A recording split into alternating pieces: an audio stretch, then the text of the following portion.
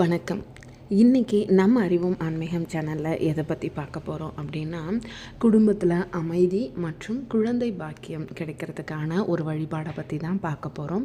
வாங்க பதிவுக்கு போகலாம். பதிவுக்கு போகிறதுக்கு முன்னாடி நம்ம அறிவோம் ஆன்மீகம் சேனலை இது வரைக்கும் சப்ஸ்கிரைப் பண்ணாதவங்க மறக்காமல் சேனலை சப்ஸ்கிரைப் பண்ணிவிடுங்க. குடும்பத்தில் அமைதி, நமக்கு குடும்பத்தில் அமைதி இருந்துட்டாலே போதும், நம்ம வாழ்க்கையில் பல பிரச்சனைகள் தீர்ந்துடும்.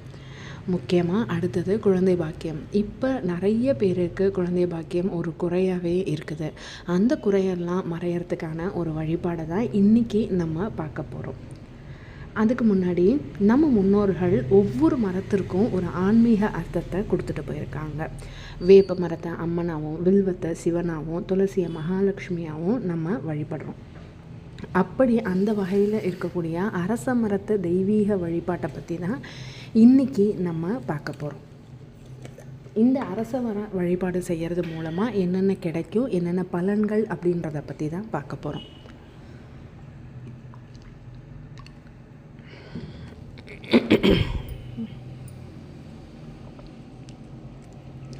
அதிகாலை நேரத்தில் அரச மரத்திற்கு அருகில் நின்று சுவாசித்து பார்த்தா ஒரு விதமான ஒரு மன அமைதி நமக்கு கிடைக்கும். இதுக்கு காரணம் என்ன அப்படின்னா, அந்த மரம் வெளியிடக்கூடிய ஒரு தூய காற்று அப்படின்னே சொல்லலாம். பழைய சித்த மருத்துவ குறிப்புகளில், நாட்டு மருத்துவ குறிப்புகளில் கூட நிறைய சொல்லியிருக்காங்க அரச மரத்தை பற்றி. உடலுக்கும் மனதிற்கும் எவ்வளோ நன்மை தருது அப்படின்னு சொல்லிட்டு. கிராமத்தில் பெரியவங்களாம் கூட சொல்லுவாங்க, காலை நேரத்தில் குளிச்சுட்டு ஈர துணியோட அரச மரத்தை சுற்றி வா அப்படின்னு சொல்லுவாங்க. அப்படி அந்த அரச மர வழிபாடு செய்கிறது மூலமாக என்னென்ன பலன்கள் அப்படின்னு பார்த்திங்க அப்படின்னா, பழைய நம்பிக்கைப்படியே பார்த்திங்கன்னா கூட அரச மரத்தில் இயற்கையான ஒரு உயிர் சக்தி அதிகமாக இருக்கிறதுனால நம்ம ஈரமான உடலோட மரத்தை பிரதர்ஷனம் செய்யும் பொழுது அந்த சக்தி உடலுக்குள்ளே பரவுது. இதனால தான் நமக்கு சோர்வு குறைஞ்சி உடலுக்கு ரொம்ப ஒரு புத்துணர்ச்சியாக கிடைக்கும். அதுவும் காலை நேரத்தில் நீங்கள் பண்ணுறதுனால அந்த நாளே ஒரு நல்ல பொழுதாக நமக்கு நமக்கு மன அமைதியும் கிடைக்கும். அந்த நாளை ஒரு நல்ல நாளாக, ஒரு மகிழ்ச்சியான நாளாக நம்ம மாற்றலாம். இது முழுக்க ஒரு ஆன்மீக நம்பிக்கையாக இருந்தாலும் ஒரு இயற்கை மருத்துவ அனுபவங்களும் கலந்த ஒரு பாரம்பரியமான வழக்கமாக சொல்லப்படுது. அதே மாதிரி தான் வேப்ப மரமும் உடலுக்கு பாதுகாப்பு தரக்கூடிய மரமாக தான் கருதப்படுது. அரச மரமும் வேப்ப மரமும் ஒன்றாக நட்டால் அது ரொம்ப பெரிய புண்ணியமாக கருதப்படுது. அரச மரம் ஆண் சக்தின்றதும் வேப்ப மரம் பெண் சக்தி அப்படின்ற அடையாளப்படுத்தி தான் இந்த இரண்டு மரங்களுக்கும் திருமணம் செய்து வைக்கக்கூடிய பழக்கம் கூட ஒரு சில ஊர்களில் இருக்குது.